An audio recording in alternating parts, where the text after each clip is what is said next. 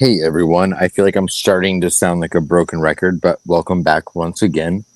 Um, this is this is Turbo and I doing our deep dive into Hello. our comprehensive notes over the July 30 the July 30th, 31st, and August 1st hearings in Delphi. Um, we are we are finally on the third day, which is the motion for Limine. This will be part three of that day, and we are going to pick up where we left off. Which, if anyone has been watching in order, we just finished off with the testimony of Todd Click, um, and we went into a break at 4:30 p.m. on Thursday, the 1st of August, and we came back into the courtroom at 4:40 p.m. David Veto was announced as the next witness, and I think that we all know the name David Veto because one, he's been involved with Delphi for a long time, but two, he was very instrumental in the Keegan Klein aspect to the case. So I am going to let you take the reins here, Turbo, and then I will add my notes as I see, you know, whatever I don't hear you say. Okay, thank you.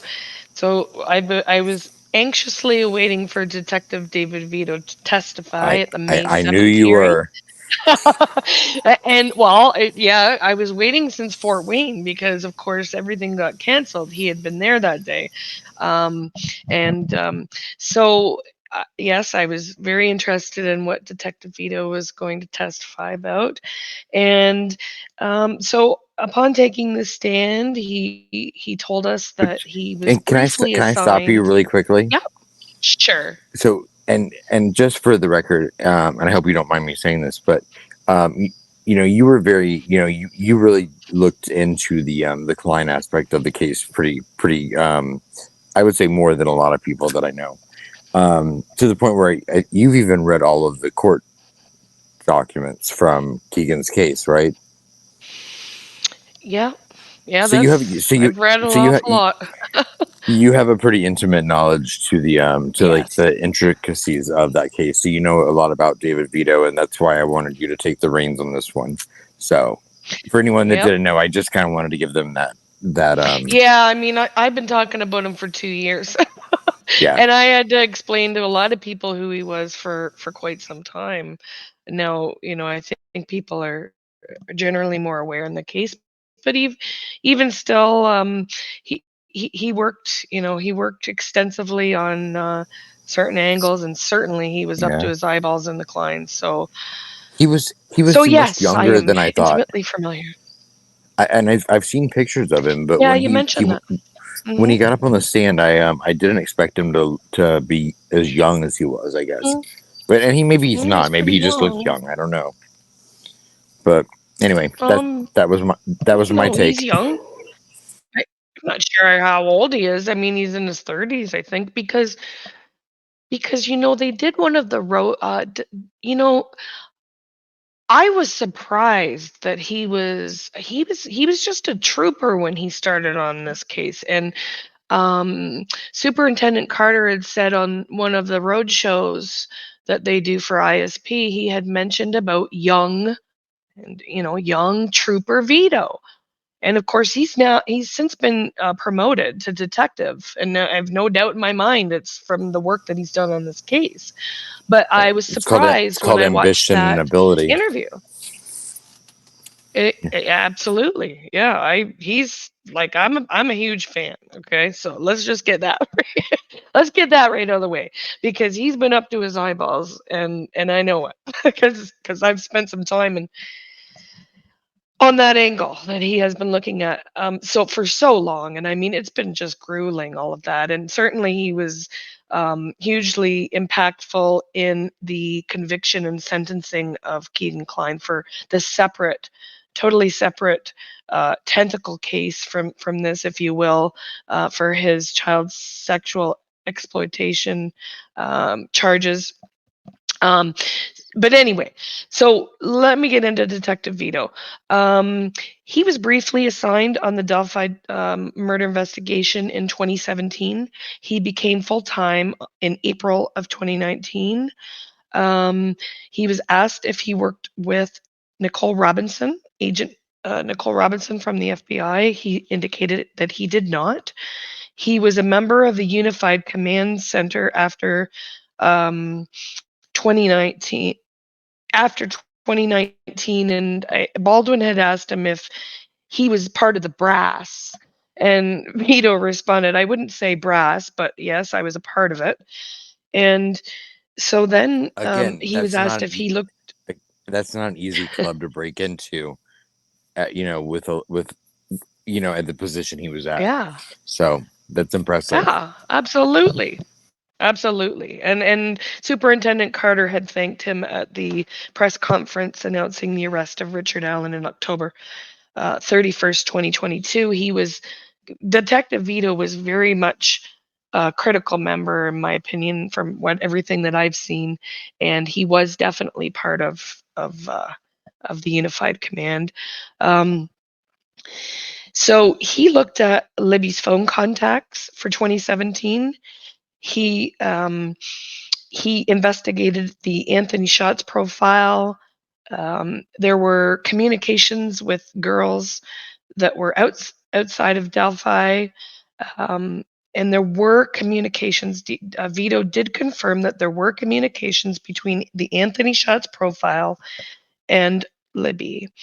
Um, Sorry, it wasn't Baldwin, it was Rosie. Rosie asked Vito, was it Snapchat and Instagram that was used for that communication? And Vito said, I believe it was just Snapchat.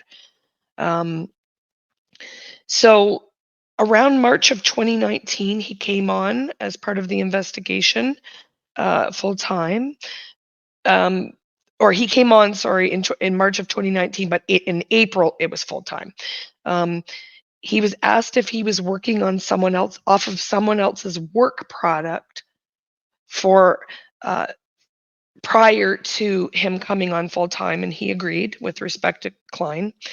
And then Rosie asked if he could approach.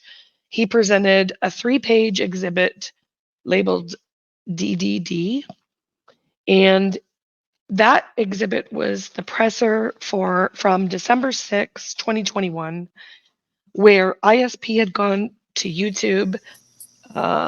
Jeremy Clinton. Yes, yes. You're funny. He was asking about the Anthony Shots profile. He made an appeal to the public. He had 8 pictures that were released as part of that press conference that they did online. And Vito testified that yes, it was about Vince Kowalski. And they cast a wide net on the Anthony Shots profile, requesting assistance. It was a formal request to disseminate from around the world. Now, Vince Kowalski was a real live human that Keegan had Still is. used. Yeah, he still is. Keegan had used, mortifyingly used his photo Right. for his catfishing profile of the Anthony As had other Shots. people. Yeah, certainly, yeah. Um, at some point, sorry, go I ahead. just want to add one quick thing in there is that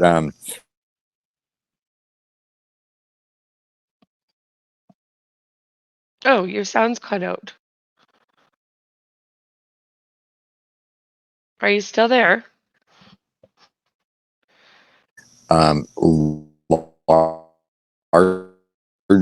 Largely at that time believed sex was the motive for the murders, and that was in 2017.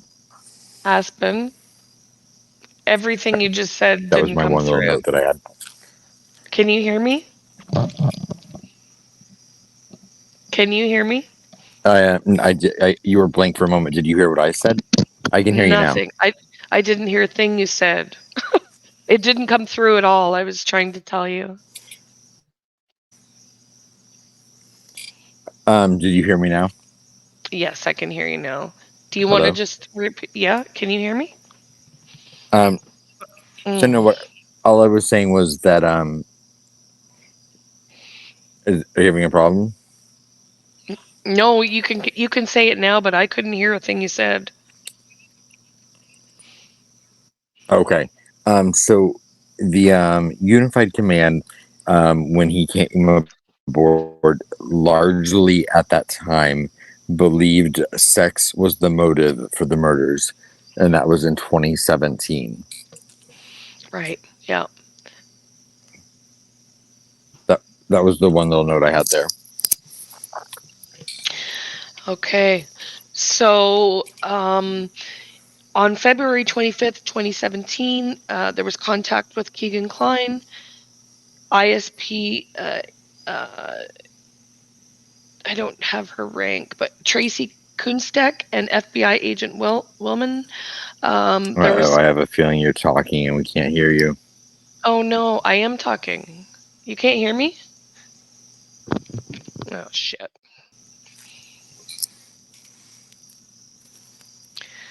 Did you lose my sound? Yeah, we lost your sound. Are you moving in a different location? Because there's something going on with the audio.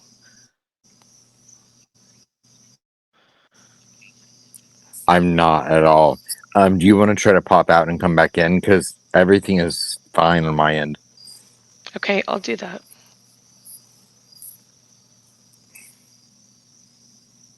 If you can even hear me. I thought she'd never leave. So anyway, as I was saying about Veto, oh wait, no, I don't have the notes that she had.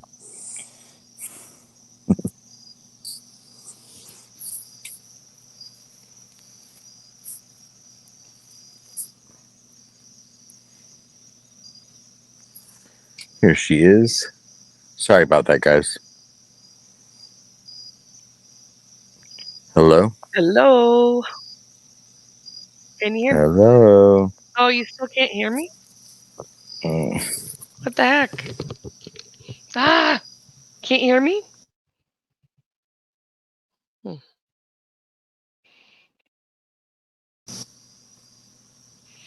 Can you hear me? Yeah, I can hear you fine. You can't hear me? I can hear you now. Okay. You'll be Are able we to good edit to that go out, again? Aspen? Yeah, are you going to be able to edit that? What? I missed all the things I said about you while you weren't in the room. You fucker. You probably did. Is it the most compelling thing Oh, that's can you not happened? hear me again? Yeah, I can hear you. Okay. Oh, gee. Can't hear me? We're having issues. What the heck is going on? We're having a little bit of a lag. Is someone else on your Wi-Fi or anything? Because we were fine for hours. No. Well, there's not anybody on the Wi-Fi. Nope.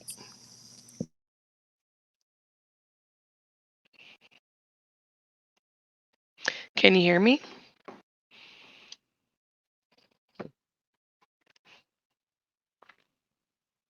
Can you hear what I'm See if saying? I can play around here.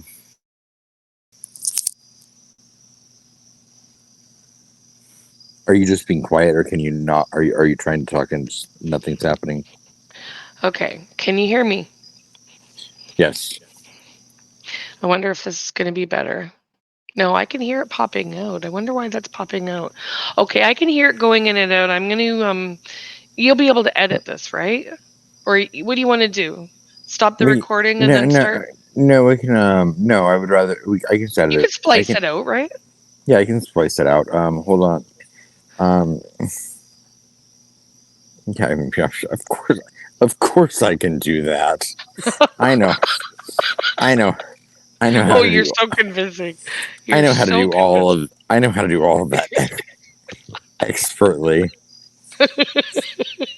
I might take off half of like the important things you say too.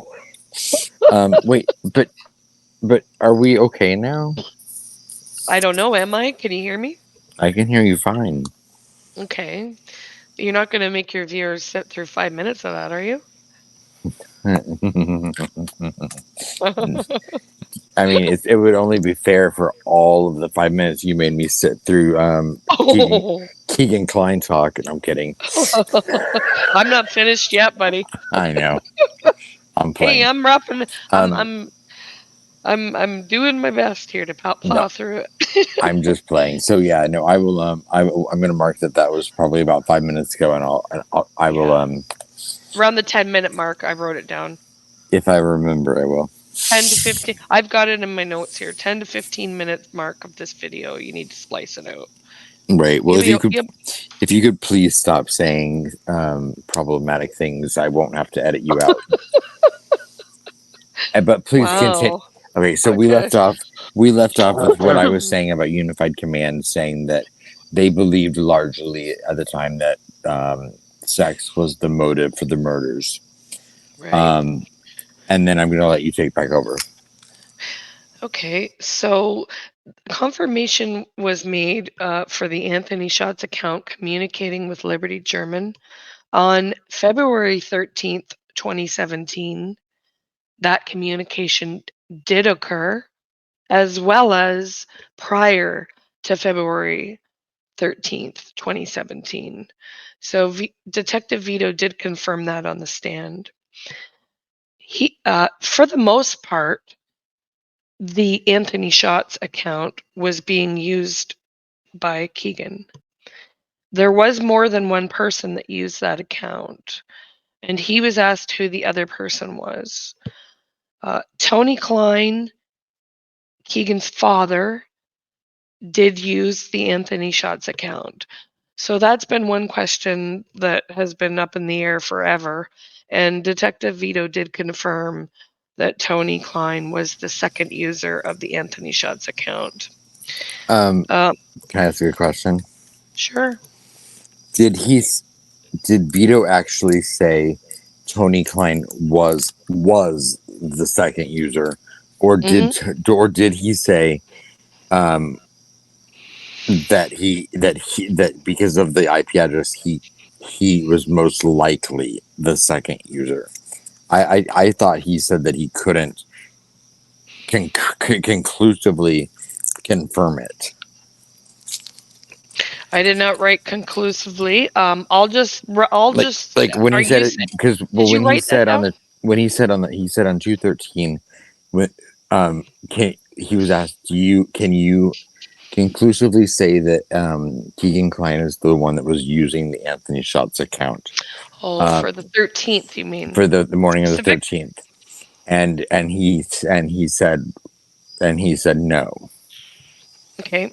Well, then you have for better detail than I do. What I wrote down was um, there was more than one person using the account. Who was the other? And then it said Tony Klein, his father, used the Anthony Shots account. Now, I do not have a specific notation about February 13th. So if you do, please read it because I would like to hear it myself. Um. Okay, let me see. Let's see what I have here. Um. Their communications were on Snapchat up until and on 2/13/17. Um, in August of 2023, Keegan Klein was brought to Grissom Air Force Base. It was at Grissom Air Force Base where he made the claim that that he had been in the cemetery on 2/13/17. Okay, that's way later. Yeah, okay. Keegan, So is that where you pick up where you started your notes again? I'm just reading my Keegan notes. Okay, so specific to this part of his testimony, though, that I'm like that Grissom stuff is way later for me. But just specific to the morning of, is that where you have notes about the Anthony Shots account at Grissom? Because that's way later No, for me. no, no. That's not where I have those notes. But there's more. There's other. Um,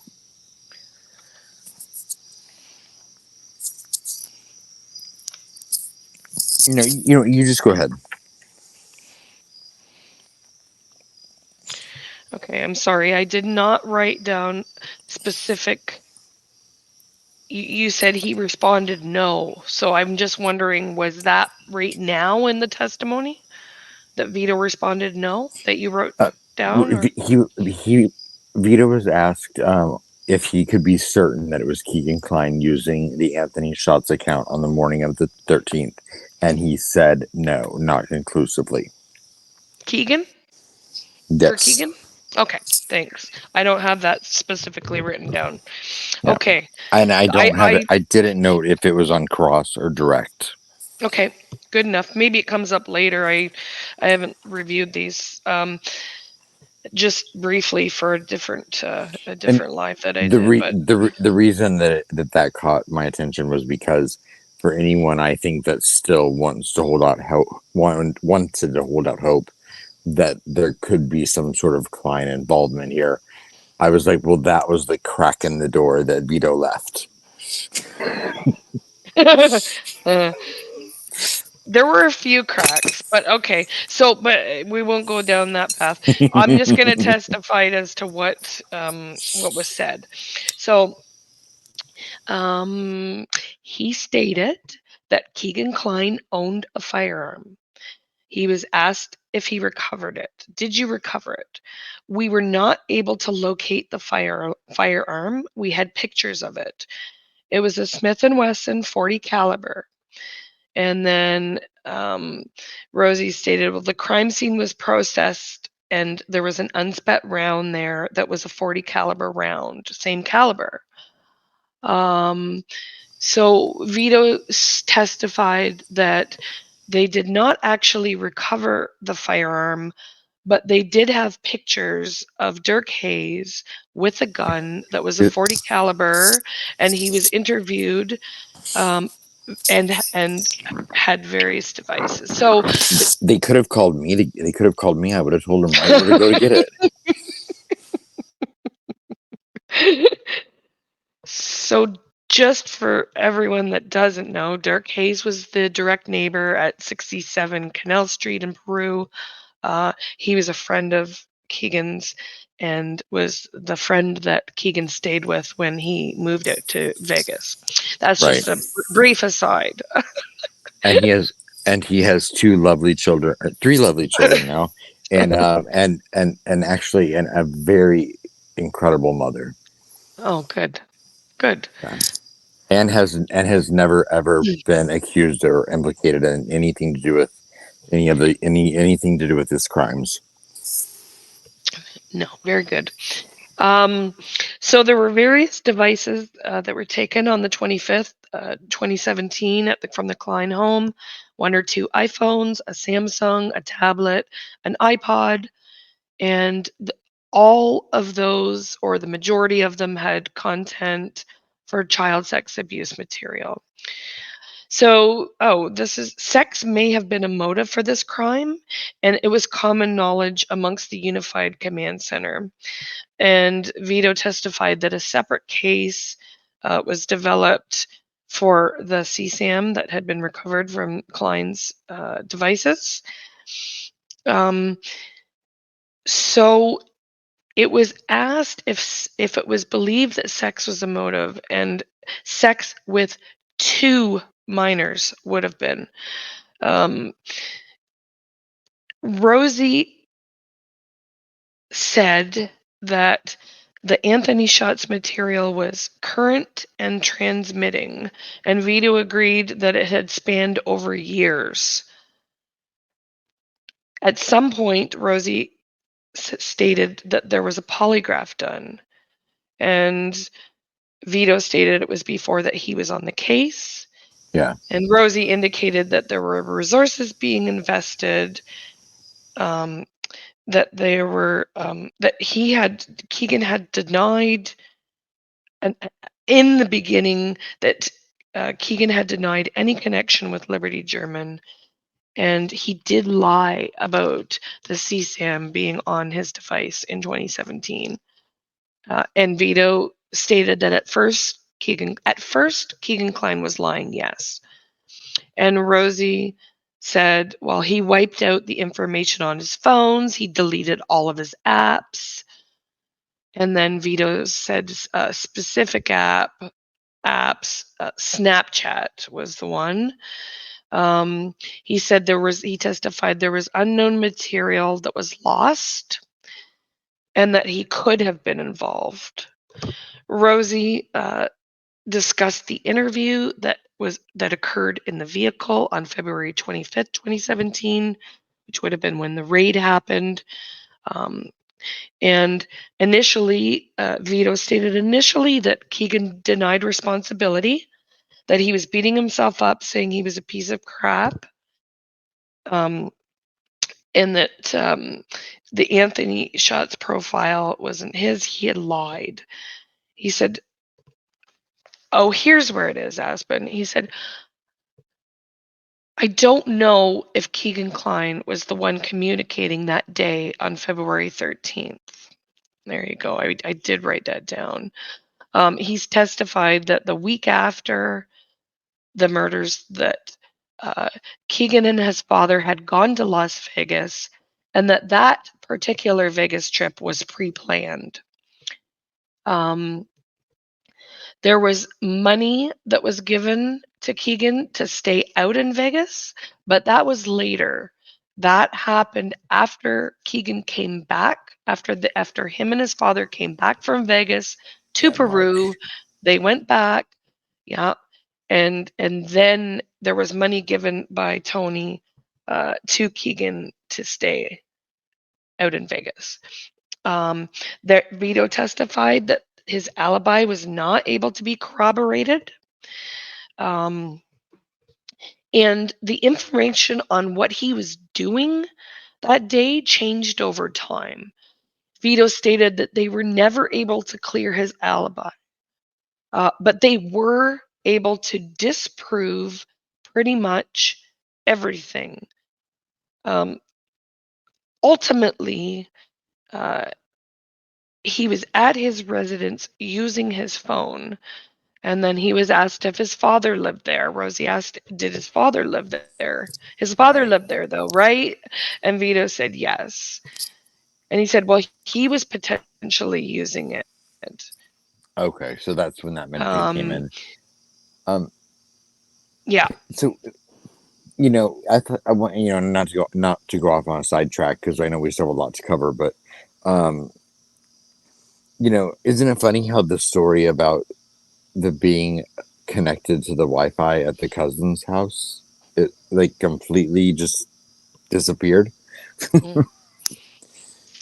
Yeah, and so that would have been taken from the transcripts, right? Right. Well, From the but they had his phone logged into the Wi-Fi. that well, that's what they said. That's true. Yeah. They also said this. Yeah. Okay. So that was what we were just referring to there was the August 19th, 2020 transcript from Detective Vido and Clinton, I think it was. Wasn't it Aspen that did an Deputy interrogation? Clinton. Deputy Clinton.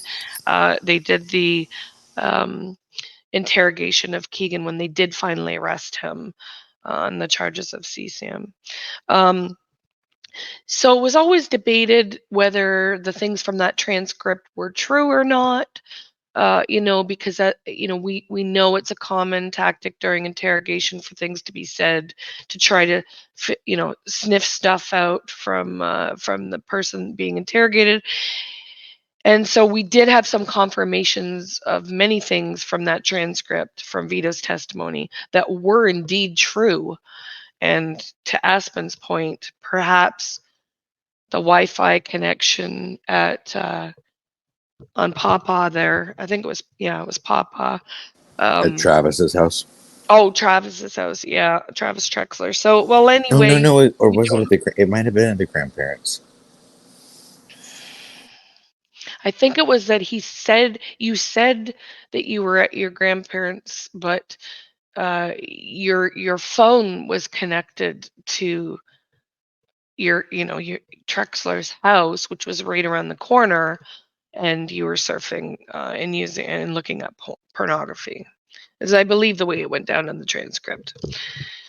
Um, so there was an exchange of photos from the exhibit DDD, and that was an exchange of photos between the Anthony Shots account and Liberty German, and those photos were from um, the press conference release that happened, the presser for the appeal to the public on December 6, 2021. So there were 8 photos released.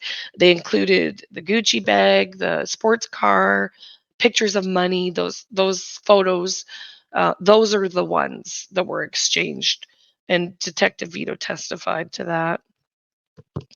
So Klein deleted his things with Libby. He admitted that he did block her, um, and he deleted the Snapchat chat from his device. There were other underage females that he communicated with. Some of those were her friends, were Libby's friends. Detective Vito did confirm that on the stand. Um, so then he got asking about the physical characteristics of BG, um, and whether there were similarities there. Vito said that Keegan was bigger than BG. Um, and his first contact with Keegan was August 19th, 2020. That was the day he was arrested. Rosie asked if Vito recalled that Keegan failed the poly, to which Nick immediately objected. And Rosie said, "Well, we aren't in a trial." Um, Keegan Klein did show deception, Right. And and he. mhm, Sorry. that's where Judge Gall stepped in and said, uh, "We're looking for the nexus here, the admissibility in trial for Right. the third party." And then Rosie stated it may not be accurate hearsay evidence. May not be accurate hearsay evidence has been allowed, Right. and And it I may will say not be allowed at quickly. trial. I will say quickly that Garrett Kurtz also failed a polygraph about Delphi. Oh, okay. Yep. So Rosie said, "This is where we learned one new piece of information, that Tony Klein had had an interview um, with ISP August 21st, 2020. So 2 days after they arrested Keegan, they did interview Tony. That happened at the Peru State Post, Indiana State Police Post. Um, and then Rosie said something that was kind of strange, this interaction. He said, "You had some tips that Tony may have been involved in some murders." And Vito responded no to that. So that was kind of strange. And then Rosie goes into the domestic related violence, and Vito said, "I don't recall." And then Rosie goes on to discuss about Tony's stepson, and a shotgun incident with Keegan's mother. And Vito said yes, Keegan had made some statements about that. Um, Keegan had indicated that Tony had similar clothing to BG, and and then Rosie goes on to say that Keegan eventually was arrested for CSAM and asked to approach Vito at the witness stand again. At this time, it was 5:05. Exhibit EEE was entered. There was this was no this was the this this is your crack in the door right here, in my opinion. And I haven't heard anybody talk about this. I don't know if I was like, I don't know. I mind you, I haven't watched or read Right. anything much, but this But was let's be clear. There's no crack in the door. okay. Good enough. So this is what was testified about. Um, and I just saying that I'm just saying okay. Maybe I should rephrase that. I'm playing. No, I should rephrase that because I actually am. I don't mean that. This part here is what I'm interested in following with respect to Alan, and I do not think that the clients had anything to do with um, the murders, but I do still allow, and this, okay, I'm stepping off of my transcript here. I just will say, I do think that it's possible that there's some sort of peripheral connection with uh, the Dropbox or an app that we know about from Klein pertaining to possibly something that Alan had shared online with someone or directly with that Dropbox. But I do not know, but I'm just Well, leaving it open here. I God do not help know. us if I know. God help us if Andrew Baldwin has to go to France to meet Yubo, because that's going to cost like $792,000. Oh my I'm just playing. oh my god. Good point. Jesus. Okay. Let's not go there. I'm just saying, I'm just stepping off. Okay, so let me just get the one thing that really caught my attention because I had already I know I think that it's possible that we already have heard about this. And as you said, I've gotten the Klein documents and I did request the 270 page um, transcript from his sentencing hearing, and included in that was an exhibit. And I think it's possible that this is what Detective Vito was about to testify. I do not know for sure, but I think it could be. Okay, so excuse me, there was an abstract and sentencing order from the CSAM case for Keegan. And when ISP investigated Klein for Delphi, uh, that's when the separate case was prompted from that investigation, which we know. Nick agreed that the exhibit is fine to enter, and Rosie requested that you take Judge Gall take judicial notice on exhibit FFF. Rosie stated that it was there a case report for Klein's case for Delphi? And Vito said yes, a small portion. The start of it, yes. So there is exhibit FFF that was entered that is a report, a case report that came from the separate investigation for Klein that is pertaining to Delphi. I did do a small little video on that. You'll find it on my channel. It's like one of the only Klein videos I did. So if you want to look at that report, it has names we've heard testify here. Liggett, Harshman, and Holman are all in that report from the Klein case for Delphi. Okay, I'm just saying it could be. It could be something totally different that I have no idea. Okay, so Vito took the devices for that case.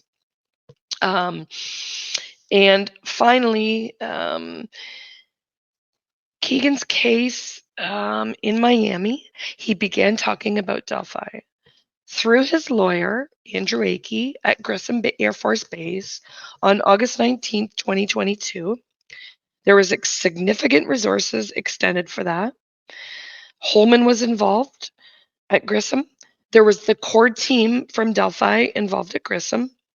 There was a videotaped interview. And Rosie wanted to know, did Keegan Klein admit to you he was in the area with his father um, in Delphi? And Vito testified that Keegan said that he was at the cemetery. So Rosie wanted to know, did your team set up or make arrangements to describe and take the route they took? Yes. Where they went? Yes. Law enforcement took Keegan Klein without his lawyer. Lieutenant Holman is the one that took Klein. Veto testified. So at Grissom Base, Klein told them uh, that him and his father had gone in a red Jeep. His father had gone into the woods and came back an hour or two later. And this was at the cemetery near the bridge. It was in the daylight hours. When his father returned, he had blood on him. He did not speak to what he had done. This is all the stuff that Keegan told them at Grissom. So Keegan stated that his father said that, quote, they had a good time in the woods. This is what Keegan had claimed. He said that they got rid of the weapon before they got home, that they went to the bridge in Peru, and that Tony threw the knife in the river, and Keegan threw the phone. And Vito was asked about this, and he said that they found in the river. So the river search. This was my favorite part. Pardon me. This was my favorite part. All the stuff that was found. No, like when Vito responded the way he did. Oh, you do it then, because I'm not even sure we're at the same. I don't know what you have. You go. Take it away. I'm waiting. What are you doing? Checking your messages? Hello, Aspen. I was chewing. I apologize. Oh, okay, sorry. No, I have it at this point. I have that Keegan claimed driving home that he threw the phone in the river and that Tony threw the knife in, which is confirmation that this is what led to the Wabash River search. Yeah. And we all know the extent and money and time that went into that search. And the only was it the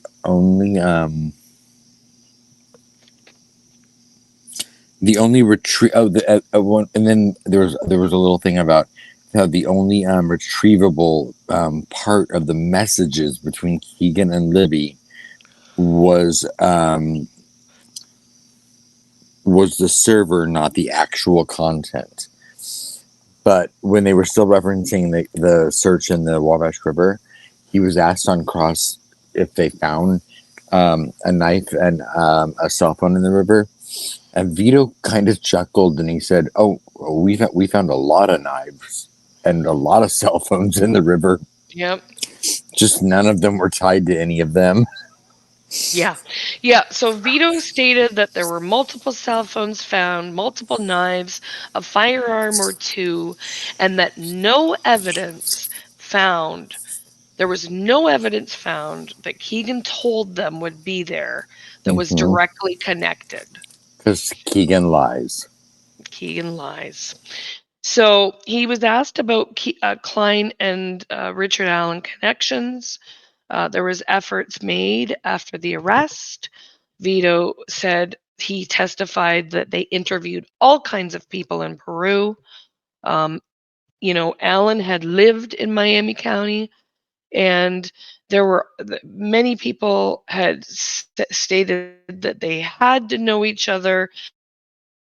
That the Allens had lived on 2nd Street in Peru at one time. He never connected the Allens to the Kleins. Nick objected at this point and said, "Ask and answer." So Vito said they were not able to prove that they knew each other, that there was no digital connection there. So Rosie asked to approach and entered a the PCA prepared by Detective Vito. It was 20 pages approximately. And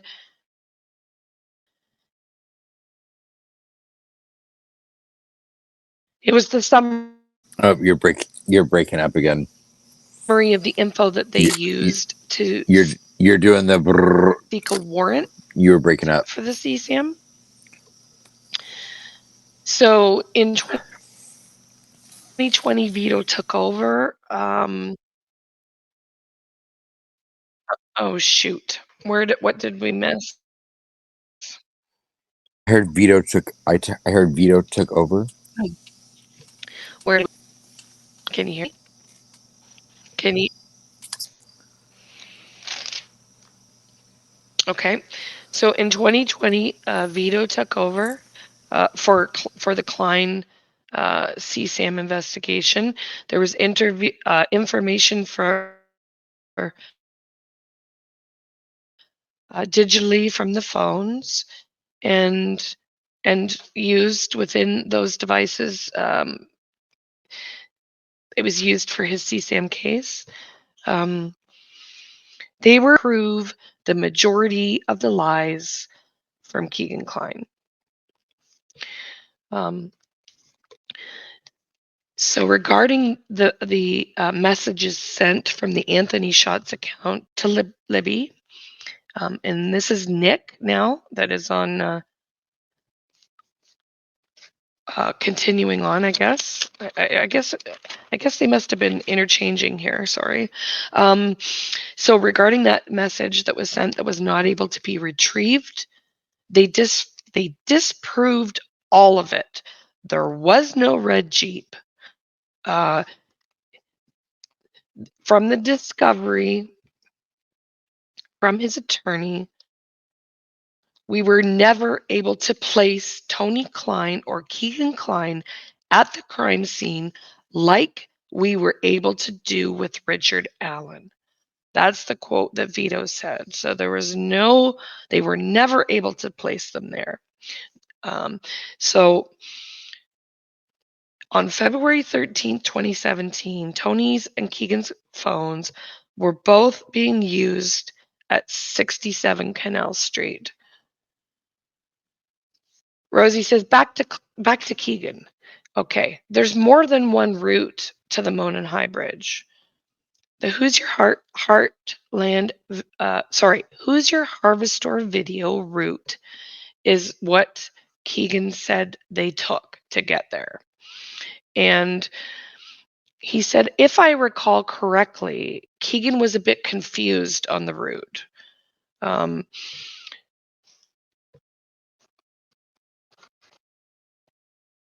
for that route, Keegan said they took, uh, that was the most direct route from Peru to the Monon High Bridge. And this was Nick that was stating this. And then he asked, so he wanted to get that on record right at the end. Um, and then that was it. It seems like from my notes here, Aspen, I did miss a few things at the end because there was an objection and a couple of other things here going on about Brad Holder and Abby for some reason. I have no Hmm. idea why I have that in the middle here. But anyway, Nick says, is he released from his subpoena now? Well, And it was agreed yes, and it was 5:35 p.m. what did you have about the retrievable parts from their messages? Because that part was like a little vague to me. Because what I wrote down was the only retrievable parts of the messages between Keegan and Libby was was the scent, um, not the actual content. So it's like they could see that there was messages to and from, Yeah. but they Yeah. couldn't actually read what the messages said. Yeah, we But had then they knew about the testimony on that. pictures, though. Yeah. So I was curious about that. Kind of strange, isn't it? Now, we did hear other testimony. I forget which day it was or who. We've already talked about this. There was Okay. further testimony on these messages. On Keegan and her. On the Anthony Shots Oh, account, okay. and yeah. So it must have been maybe Holman, or it was a Okay. different day. It was, I think, day one. Okay. We did speak about that. So, but yeah, yeah, it was a bit odd about that. I mean, I know we'll hear more. Well, it was just a piece of information I had not heard before. That the content of them was not readily available. Right. Okay, actually, there was a little bit more discussion here. This was Okay. this was funny. This was kind of funny. You'll remember as soon as I say it. Um, they must have been cleaning up a few things about this with Abby and these exhibits, and I guess this is where I guess that's why I'm confused, because the attorneys must have been clearing up some things, because exhibit III was entered. It's a report um, for Tina Garrison, who is an RN from the Adult Acute Psychiatric Unit. So they're tidying up some loose ends here, I think. And then Judge Gall says this, and this was funny. Can someone enlighten me who Jerry Klein is? And of course, I'm calling him Tony all this time, but Jerry Klein was what was being said. So Judge Gall says, "Can someone enlighten me who Jerry Klein is?" And and And then and there's here, this big discussion on who Jerry Anthony Klein is, and Nick goes on to say, "Well, his name is Jerry Anthony Klein, but everybody calls him Tony." right. But just hearing them even try to kind of explain it to themselves at first was funny because Yeah, there was like, well, isn't that the dad? And they're like, yeah, isn't that the grandpa? yeah, Um, yeah. It was funny. Yeah, yeah, and that was amusing. yeah, I thought I, that I, was I got funny. a kick out of that. Yeah. And then it looks like here OJ, they did get a few more things. Like they must have been cleaning up some stuff. So OJ, um, there was brief information about Ron Logan and Nicole Robinson, the search warrant for Logan's. He lied about his whereabouts on February 13th. Logan's property on February 14th, 2017. Um, Note of the items. This was FBI agent Davies and FBI agent Nicole Robinson. There were Right. three things. There was a wall calendar, um, February 13th on Ron Logan's wall. So there was notations made on this wall calendar. February 13th, February 14th, which was the day they were found, and then a blue sweatshirt that they found. Mm-hmm. So this was, I'm sorry, but I don't remember all these little tidbits happening, and that's why I was Yeah, I confused. remember that. I guess it was a little bit of wrap up on some things there that they covered. Yeah, there was, and yeah, I'm trying to think if there was anything else there before they moved on because Nick talked about the geofencing, and then the defense said Nick is not an expert in geofencing. Oh, this is Oh no, this no, is Kevin no. Horan though. Oh, well, I said the senator. Okay, I said that Nick says that geofencing is not reliable. How The he's not state. an expert? Yeah, this is when Kevin Horan comes on to testify. Okay. Yeah. Okay. So is that where your notes start? Because that's not too far along. Yeah, no, I mean there wasn't much about Ron Logan. There really wasn't much at all. So I mean, my next note was literally when Nick made the statement about geofencing is not reliable. In fact, it's so Okay. unreliable that the So state will not use it for geofencing. Will not use geofencing for probable causes. yeah. So let me just do the intro on Kevin Horan, and then Yeah. you can take it from there if you All right. like. Well, I don't. All right. You don't have a lot for Kevin. Okay. So, paragraph 9 from the motion in Limine is for geofencing. And so Kevin Horan was brought to the stand. He was a part of the FBI CAST team and a former special agent for the FBI. He did the uh, cellular analysis surveillance team. So that's the CAST, and he was the lead of the CAST team for the FBI. Yeah. So this gets this. I just say that some of this stuff does get a little bit out of my wheelhouse, but I'm going to try to get through it. At times it was complicated. I think it was more so for Cecil, but for Kevin Yeah. Horan, I have that there was a return on the Google search warrant. There were absolutely data placing other people at the scene. Um, Hmm. there was a device at the cemetery shortly before the murders. Um, there's a general concession of 2 to 5 or 6 people that were involved. There was I can't read my writing there. It was a general. Hmm. Yeah. We've already talked about that. Basically, that was their theory, their operating theories during the investigation, that there were multiple people. Well, because Um, it's much easier for 6 people to not leave DNA than for one person to not leave DNA. Touche. We would like to speak a little bit about this. Now, Nick says, I'm not an expert in geofencing. I'm not an expert. Geofencing is not accurate.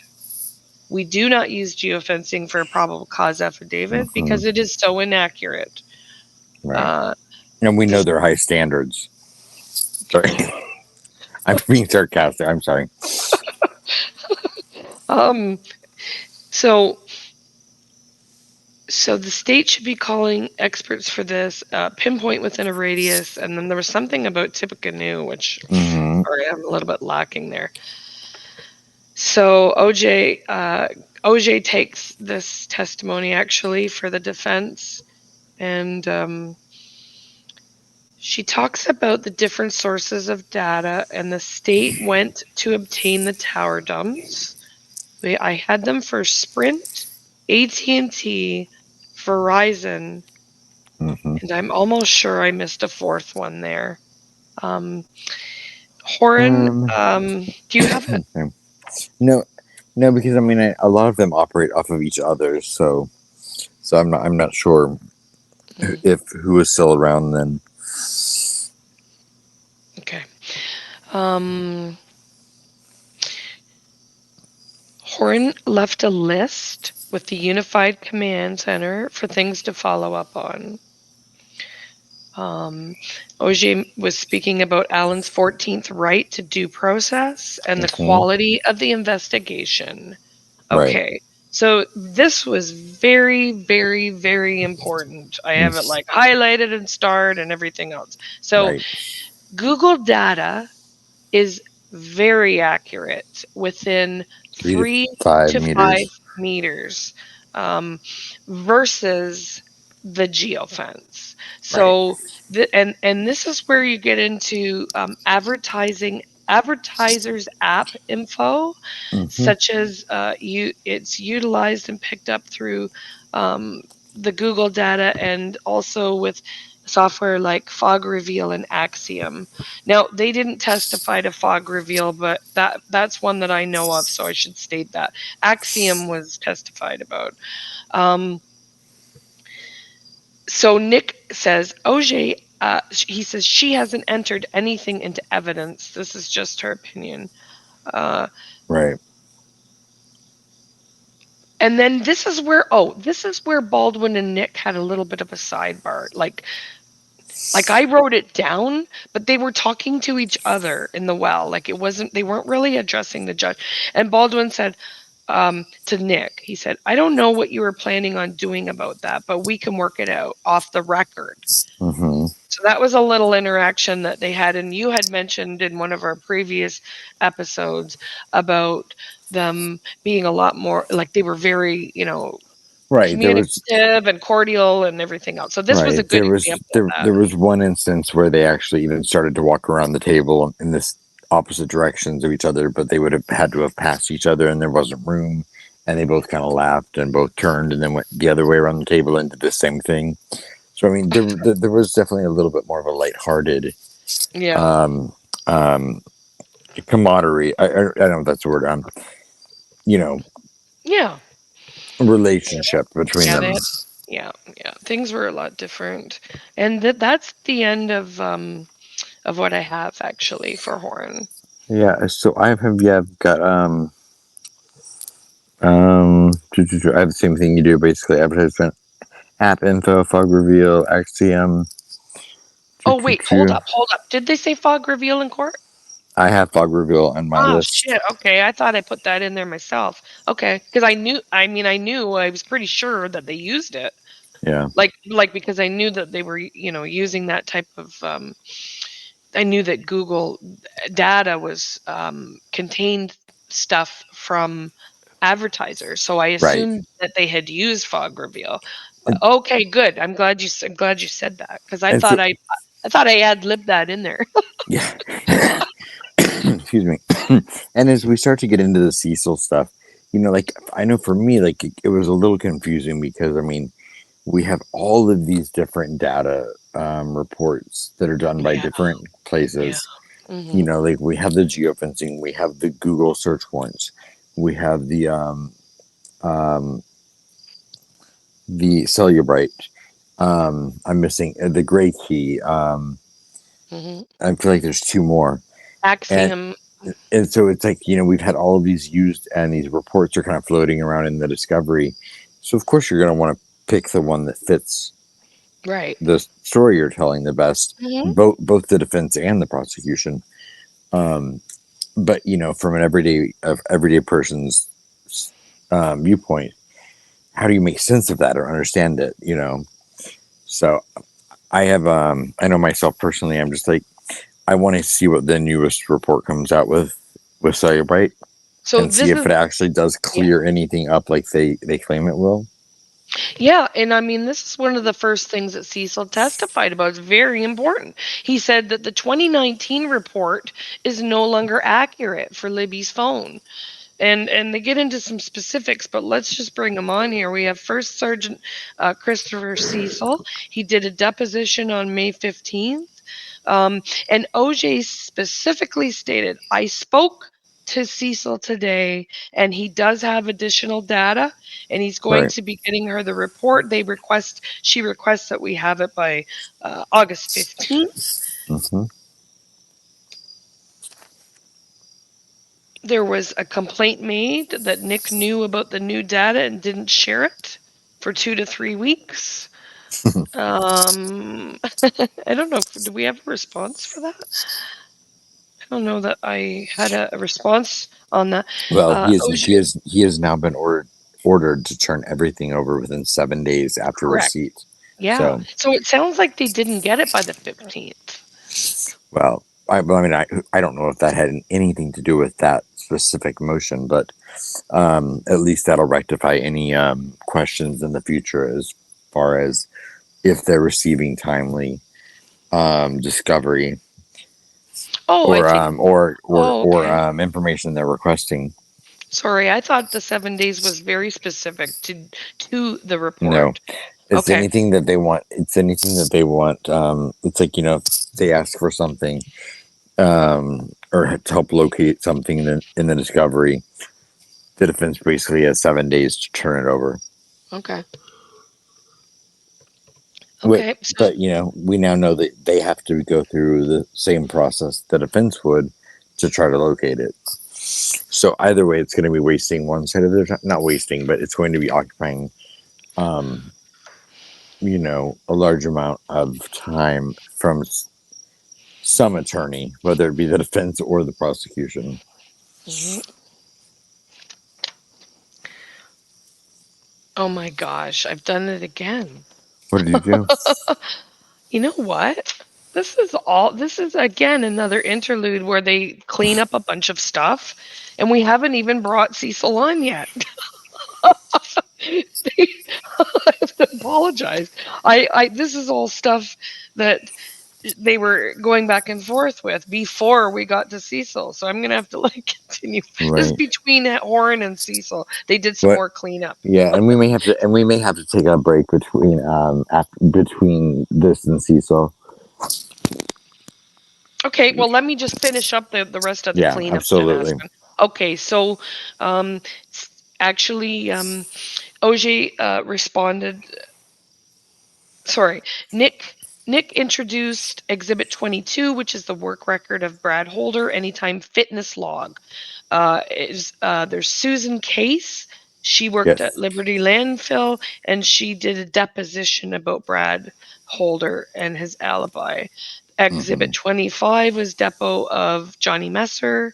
Exhibit 26 was the work and bank records to support Messer's movement and alibi. Baldwin did not have any objections. Nick entered Exhibit 27, which was the deposition of Turco. Exhibit number 28 was the Turco report. Exhibit number 29 is the BAU report for the U.S. Marshals talking about the crime scene and no signs of Odinism there. That brings us to Cecil and 6 p.m. Right. And so, honey, So how many pages do you have on Cecil? I have 6 pages for Cecil and 1 page for Purdy. Well, let's just go ahead and do Cecil and Purdy. Okay, do you want me to introduce them, or how much do Yeah, you I'll have for let you. Cecil? I don't have a ton. Like I said, Okay. I mean, I can clearly tell that, like at this point in the that I was getting tired, and that the Supper. It was supper time. You'd been there for well, already for 9 hours. right. And it was so compelling that there were also times that I really wanted to observe and listen Yeah, and yeah. kind of just watch around the courtroom. Yeah, for sure. Um, but I'm so far I've not caught too much important things that I've missed. So the things I have noted have at least been relevant. Yeah, yeah. Okay. Well, Nick McClellan called First Sergeant Christopher Cecil. He was an ISP First Sergeant for 20 years. He is now the commander of the Internet Crimes Against Children Task Force. He has done a new analysis of Libby's phone. He was in charge of the phone dumps. In 2019, he did a complete analysis, and there are new tools and technology now. Mm-hmm. Technology has changed, and he decided to do another one. But from 2019, he drafted a report, and that was turned over to the defense. Of course, with the discovery, there was a video from February 13th on the Monon High Bridge, the day of the murders. So there was a case report from 2019 that he did, and on May 15th, 2024 of this year, the defense did a deposition. And of course, this was just after the new Cellebrite extraction that Cecil had done May 11th, 2024, and that we are now currently waiting for his final report on. So Cecil testified that the video that Libby took started at 2:13:51 p.m. He gave the seconds as well for the time.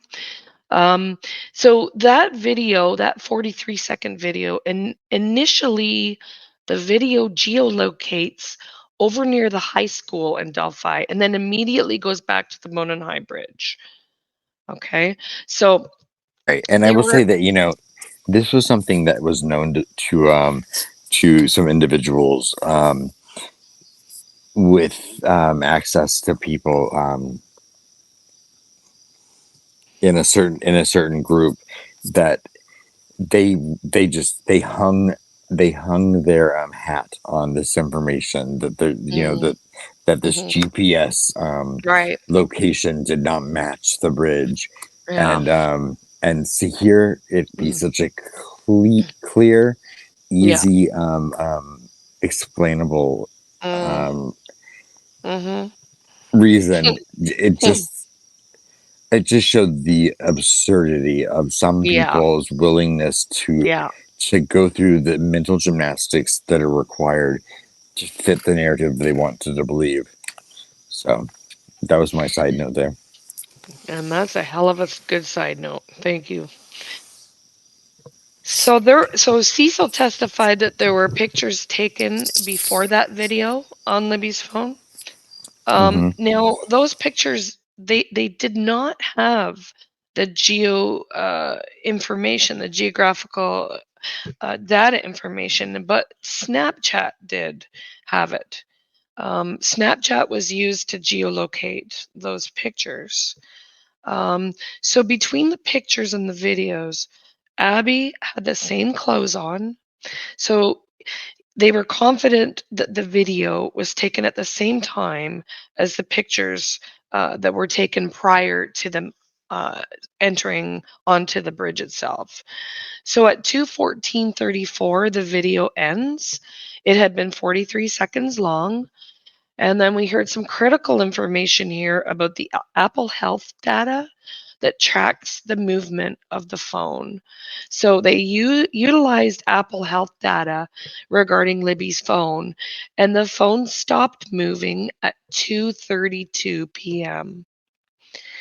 So So that was, he had even longer. I mean, if presumably if that phone ended up where it stayed, I mean that broadens the amount of time that he spent at that crime scene even yeah, longer. right. And it also shortens the time that it took them to get there. Well, that's what I'm saying because it's only 17 minutes, I think, right? No, You're going to I do the did the math. math earlier today when I read it, but 19, 19? yeah, Yeah. 17. Yeah, 19. Okay. 19 minutes to get from the place at the south end of the bridge to the crime scene. Okay. So that's obviously going to be important information. Very tight timelines here. So he testified, Cecil testified that the phone did not move after that time. And sometime after 4:30 a.m., February 14th, 2017, the phone died. Okay. So the phone did not die prior to that, I guess. That's what we heard there from him. So the phone never moved. It was found underneath one of the girls. I think that's what that says, it was girls. found. It was found under Abby's leg. Yeah, I'm just trying to read what I wrote there. I just can't quite read it. It was found Okay. in it. It was found in. It was found in a shoe under Abby's leg. I just get okay. Yep. Thanks. So OJ said, OJ of course starts. She wants to start picking apart this information for what could have happened, I suppose, or theory or what have you. So she says Apple Health data doesn't show the movement that day specifically regarding Libby's phone going to the Monon High Bridge. So basically, I presume that's meaning to say that while she's moving in the vehicle, although I don't think that was stated, but reading between the lines there, I think that's where she was going with that. So between the south end of the Monon High Bridge and the location of the recovery scene for the bodies, there is an access road. So OJ states that the steps taken could have gotten them to the access road. And then Cecil responded, "It's not wrong or not right. I just don't know." So she says the access road could have been reached. And Cecil says the Apple Health data does not track GPS data. Sorry? No, Can you hear? I said GPS. Yeah, I was just Right. Yeah. repeating you. Okay. Yep. It's Um, frustrating to hear people, say things about the victims like that. Sometimes, yeah. So Cecil stated that the steps are different with taller and shorter people. mm-hmm. And he was asked about this, about the, I think specifically regarding the GPS data. He said that that law enforcement in Europe had done a white paper, and that he had learned that there was possibly some information on this, but he did not know it for a fact. So he kind of left open something there regarding GPS. And I don't know. I think it was regarding GPS. So then she talks about your gray key report in 2019. So this was entered as Exhibit RRR. It was a digital forensic examination report titled The Initial Report. And I actually took that. I believe that she had it held up, and I read the title. I don't think it was stated in court. So Cecil said that the picture was uploaded to Snapchat. Now, was there a picture that could not be found on Libby's phone of Abby walking across the Monon High Bridge? Yeah, the picture of Abby was not in the camera roll of Abby's, or the picture of Abby was not found in the camera roll of Libby's phone. But my understanding of that is that it simply is because it was taken in Snapchat. And if anyone that uses Snapchat knows, if you take a picture in Snapchat and you want to save it to your actual camera roll, you have to physically save it to your camera roll.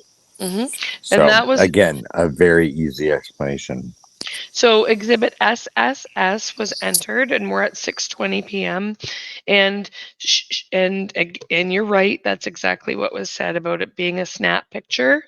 And Cecil said he was asked to see if he could find it, and he could not find it. He did say that the iPhone battery was likely depleted at that point, and I don't. She gets into OJ says you don't believe that it was depleted, and then she says, "Did you make a mistake?" And then Cecil says, "Yes, I did." Okay, this makes sense. Yes, I did. The battery did not die. The battery did not die. Okay, so that was some confusing testimony there. He misspoke. So Right. he did correct it and say the battery did not die. Um, the phone continued to receive SMS iPhone messages. This is where it did get complicated, and OJ was getting very frustrated, and Cecil, I wouldn't call him frustrated, but there was quite a bit of time spent on this, and he was trying to factually state things, and I do believe that maybe we're going into the new phone extraction here, and maybe that's why he was a bit. She had him kind of bouncing all over the place. So I'll just read what I have, and I don't know how much. What do you have on this part? Because we get into cell phone towers, Wi-Fi, and On this part, is this the part with Cecil? SMS. This is the new extraction part, really. It's the 4:33 a.m. This is the part about the SMS, and they fight back and forth about the 14 or 15 SMS messages. Right. So what I have here is that tracks down um, tracks movements until 2:32. The phone died after 4:38 a.m. Apple Health does not track GPS. OJ asked about the great. She's okay. Blah blah blah blah blah. Um, at 6:29 p.m., 0 SMS messages between 4:06 and Mhm. 4:33 a.m. Okay, so yeah, hold up one sec there. Then I got you there now. So the cell phone tower was the only way to receive SMS messages. Do you believe that Libby's phone connected to Wi-Fi? No. So the No, cell phone tower was the only way to receive SM messages. And then right, that's where you have between 4:06 p.m. That was the last time SMS messages were received on Libby's phone. right. The Between, easiest way, and then the next was 4:33 a.m.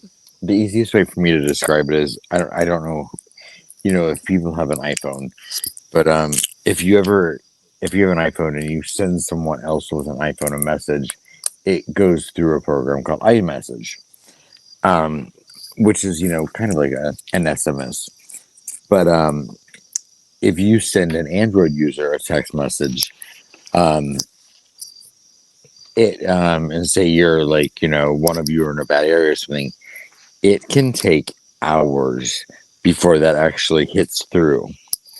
Because I've been in remote areas before where I have not received any messages, and then I'll all of a sudden Oh. get somewhere, and Ah. I will have Hmm. I will open my phone and 20 messages will pop up all at one time. And it's not that they were all sent at the same time. It's just that my phone was not in a Yeah. it wasn't possible for my phone Yeah. to receive them in that Right. moment. It didn't have a tower connection. Right.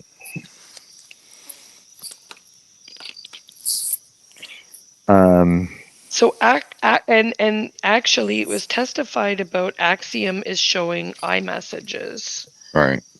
So then we get into Defense Exhibit TTT, which is Cellebrite extraction. And Cecil wants to know, is this my Cellebrite extraction or Right. Because Brian that's what they're. Bunner's?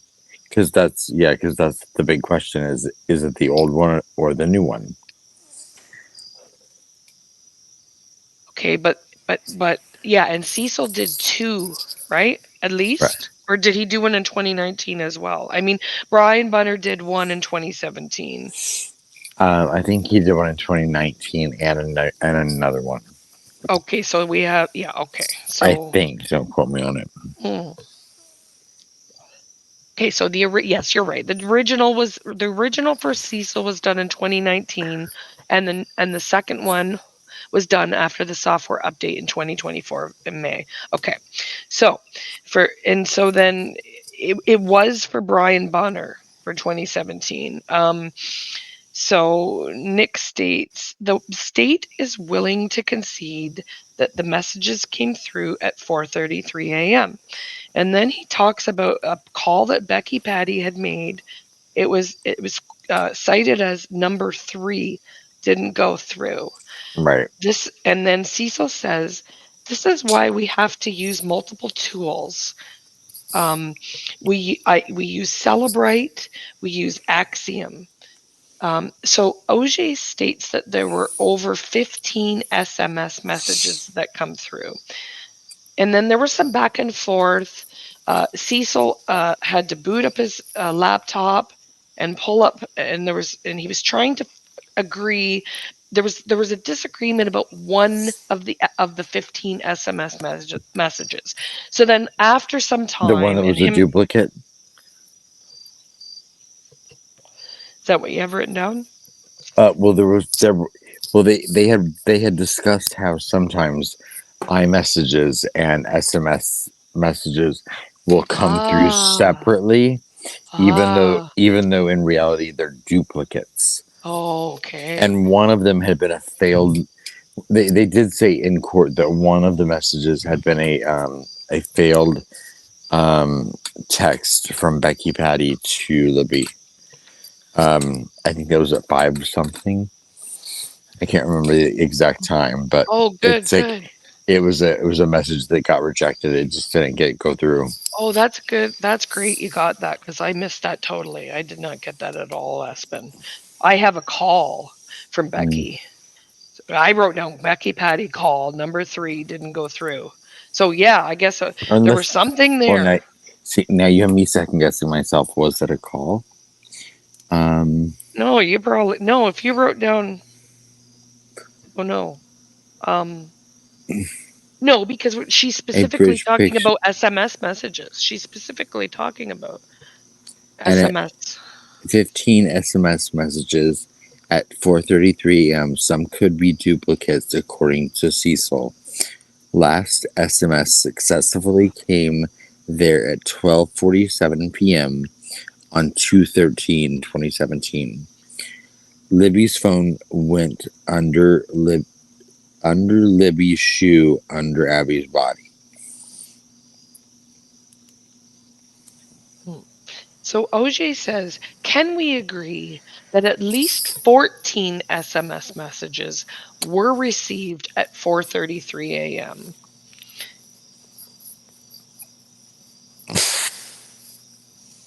Okay. So, Well, and of course we actually, could, OJ. in fact, he did. But so Exhibit TTT was entered at this time. Um, so 2:40. Did you just say 2:48 p.m.? I said, um, hmm. Or I did you said say 12? 6:20. I said 6:29 p.m. Oh no, I didn't actually read that. That was the page after. You Sorry. said about the last message. This is important. Mm, So I just want to get it right because I wrote down, okay, Cecil testified mm, the 2:40s at 2:47:33 p.m. So 33 seconds. That does not show this message. And then right. he says, yes, but I know why. And this Hmm. is where he goes on and he says, here it is. This is the information that we need to get out there. There was an iCloud dump of the phone several days after Bunner did the first extraction in 2017, which I think was the 14th. Yeah. Okay. Um. Anyway, it was immediately. Anyway, it was. I have that. I just Mhm. can't think. There's too many. Okay, this is important. I'm going to say it again. There was an iCloud dump of the phone of Libby's phone several days later after the original extraction, um, and Bunner did an initialization, and there was something, and I didn't get it written down exactly verbatim, but he plugged into something. Do you have the note on that? I don't think so. But Cecil basically was saying there's a reason why that message didn't show up, and it had something to do with Bunner did something there. Oh, And really? yeah, I think he said he plugged in to something, and I couldn't hear it quite properly. So, but I'll leave it at that. And anyway, there is an explanation for that one message Yeah. at 2:47:33 that's missing.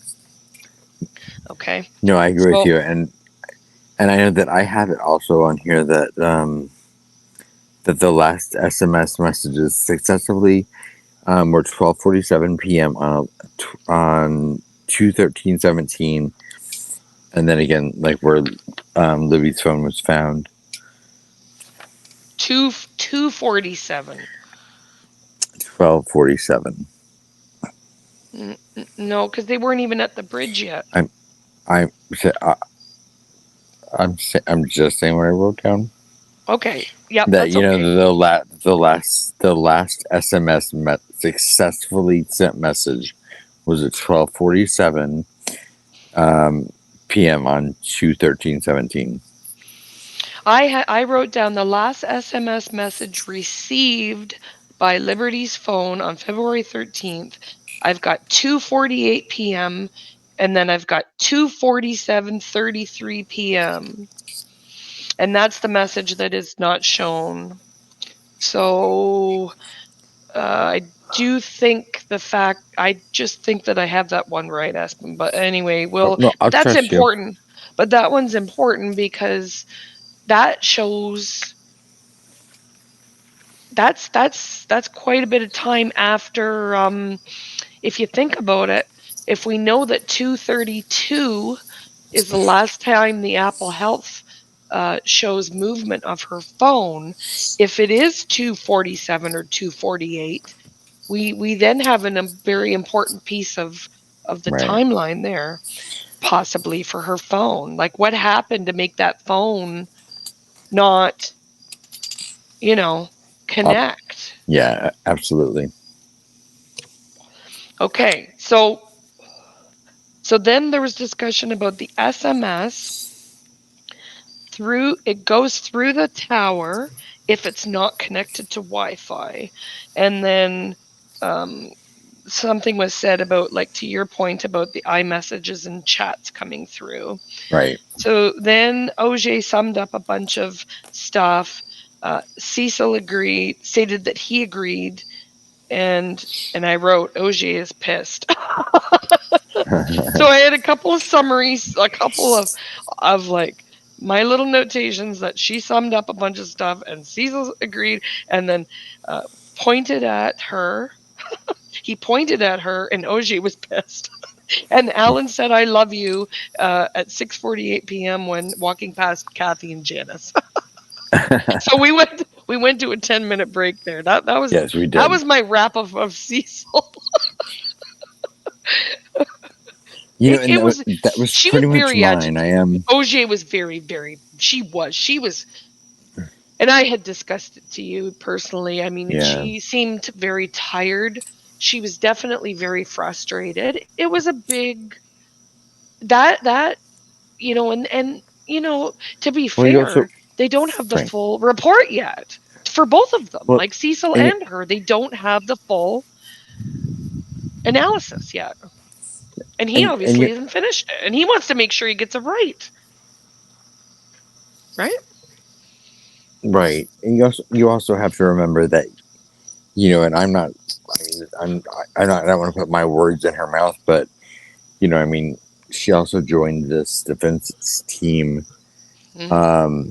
after the parameters of kind of how they were going to operate between were set in place. Yeah. And I'm not saying she disagrees with any of it, but if she has her doubts about any of that, the way they're going about their defense, I probably would be hard every day. This thing for any attorney, like defense, prosecution, anyone. You're funny, Aspen.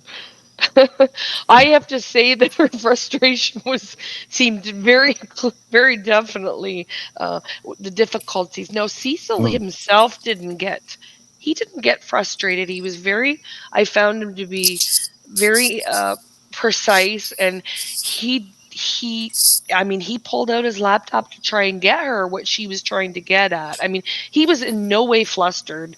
There right. was no indication of him, Oh, like, I was very impressed with Cecil. yeah, he was just excellent, I thought. And I mean, But she just didn't get the answers, I guess, that she wanted. And I don't know, the frustration was very clear with her. yeah, Her face, her body expression, the way she was talking, like absolutely everything. maybe she was tired too. I I did take it that, I mean, she did look tired to me, but she was very frustrated. Well, I mean, this was at what time? I mean, we were. 7. Yeah. So we'd been at the courthouse for 13 hours at that point. I have one single page of Detective Purdy, so if you want, we'll finish that, and that'll lead us to our fourth segment there on the last witness of day 3, Major Yeah, Cicero. and I literally have I literally only have 2 paragraphs for Okay, so Purdy. you go ahead, because I've been speaking Um, forever. all I literally have for Purdy is that from we took a break from This is the recall of Purdy, by the way. yes, yeah. So Purdy and Holman are the only 2 that and Murphy, right?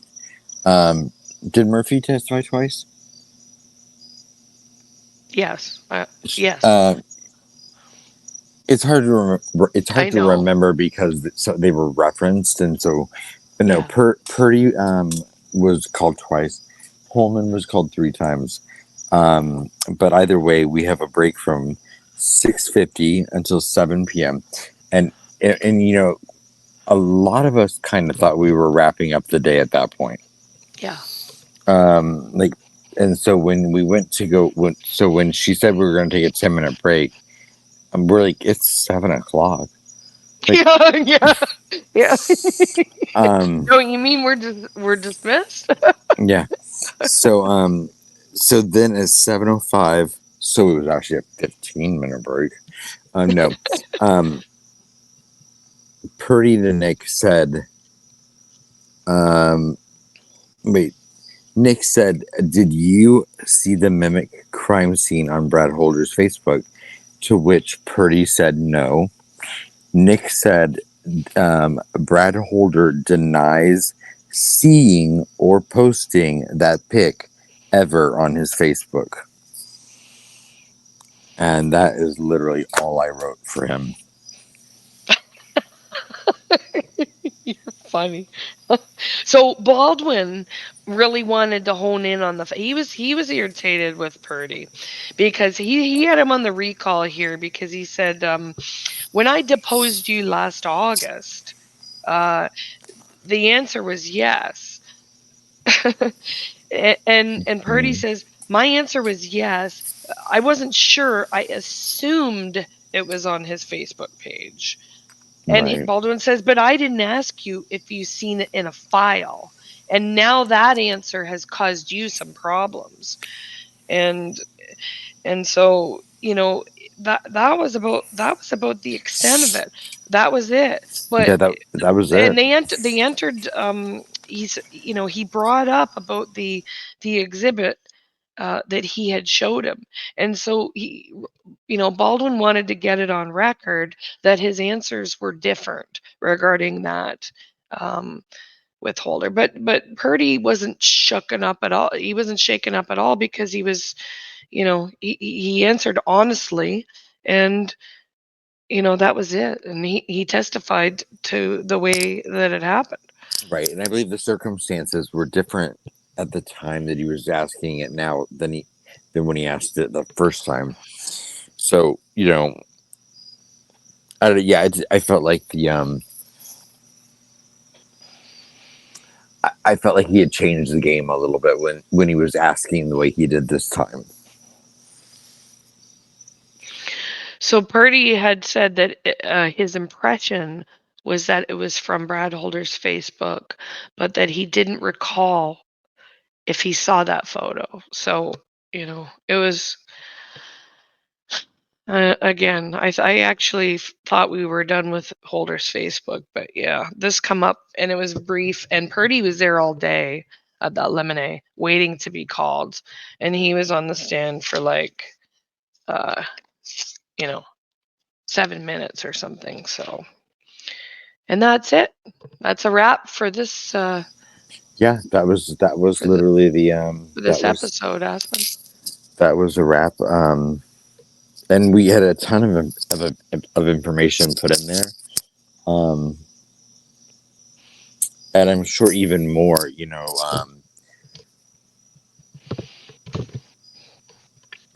When you really, That we missed a like bit. if you were, well, because so many of these people are people we've talked about from the past that if you Mm, were to really like break down their testimony and yeah. cross reference it with all of their statements from the past, it probably would be very enlightening to the way that people were thinking at certain times on the case, etc. But you know, we are at what, an hour 37 minutes, Yeah, and yeah. No, okay. we have one more of these to The do. last one. The last one. I don't know if we're going to do it tonight because I got Mm, to say I've kind of hit a wall, mm-hmm. um, but we'll talk after we get off the stream, and you guys won't know anyway because we're going to release them all, you know, later anyway.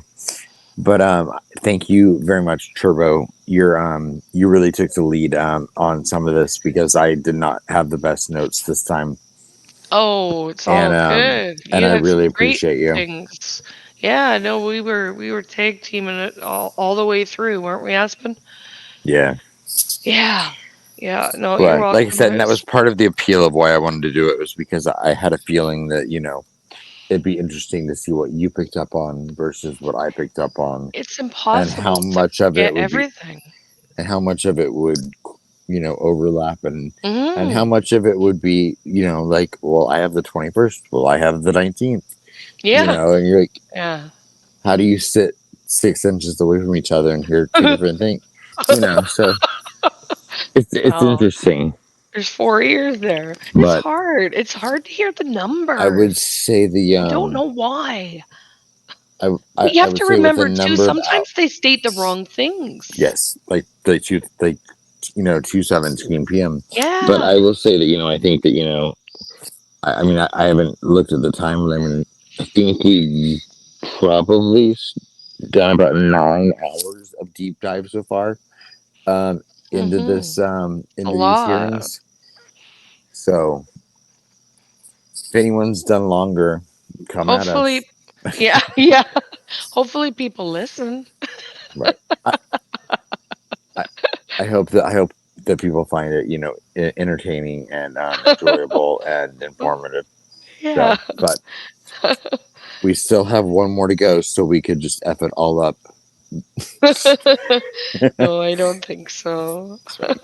Well, hey, We've done thank you, our best. That's what counts. thank you so much for being here, Turbo, and I will Yeah, see you're you welcome. shortly.